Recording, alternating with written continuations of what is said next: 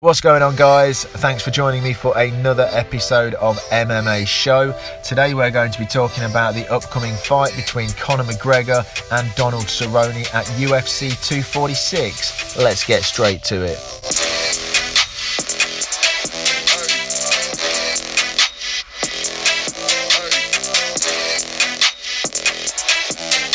Okay guys, as I'm sure you are all fully aware, unless you've been living under a rock for the last couple of weeks, Conor McGregor is fighting Donald Cerrone at UFC 246 on January the 18th in Las Vegas. It's a very exciting fight. I'm looking forward to it. I'm sure you guys are as well.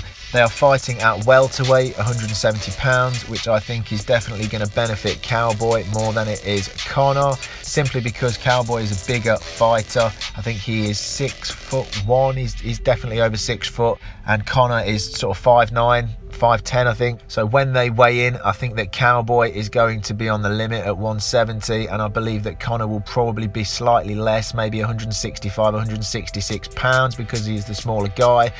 If I remember rightly, I think that's pretty much what he weighed in at when he fought Nate, about 165 pounds-ish. Don't quote me on that, but I'm pretty sure he was a few pounds under the limit when he fought Nate at the same weight. So I think that this weight will definitely benefit Cowboy. I think that by the time it comes to the fight and they both enter the octagon, you will see a distinct difference in size. I believe that Cowboy will be substantially larger than Conor. So it begs the question, why has Conor accepted this fight at 170 pounds? One of the possible reasons for that is that obviously to not lose so much weight, it takes less effort to get down to 170 than it would to get down at 155.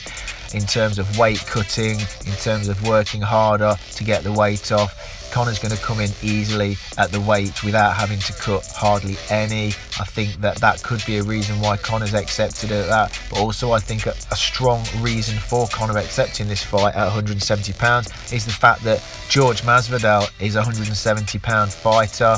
And there's been some back and forth between those guys. I know that Masvidal versus Conor will be a huge fight. If Conor can come through this fight against Cowboy, I think there's strong possibility he will be fighting Masvidal next. I know there were some comments made by Dana White about Conor not being big enough for Masvidal and Masvidal being too big for Conor. Don't think that went down too well with Conor, and I think this could be a reason why Conor is showing what he's got at welterweight, maybe to set up the future fight against George Masvidal. Conor is the favourite going into this fight. I believe at this moment in time he's actually a 3-1 favourite, which I find quite surprising.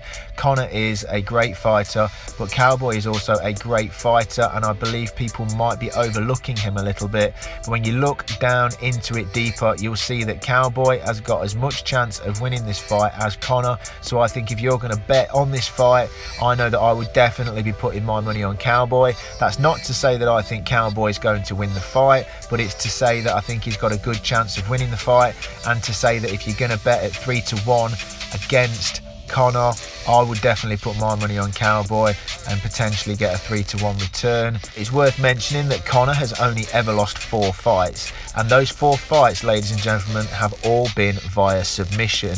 Now, we all know how good Cerrone is on the ground. People underestimate his ground game a little bit because he's so good at stand-up. His stand-up is on point, but his ground game is absolutely fantastic, and I believe without a doubt, if this fight goes to the ground, Cowboy has the advantage there. And like I said, Conor has lost 4 fights, all have been by submission. Conor has also not fought anybody since last October when he fought Khabib, obviously losing that fight. In fact, here's an interesting piece of information. The last fight that Conor McGregor won was against Eddie Alvarez back at UFC 205, where he won that in round 2 with a TKO to become the lightweight champion. So that was the last time he won a fight, back at UFC 205, November 2016. People don't realise that because Conor's always so much in the media. He's always up there. There's always stuff going on social media and on the news and updates and stuff about Conor. People sometimes forget that it's been 3 years since he won a fight.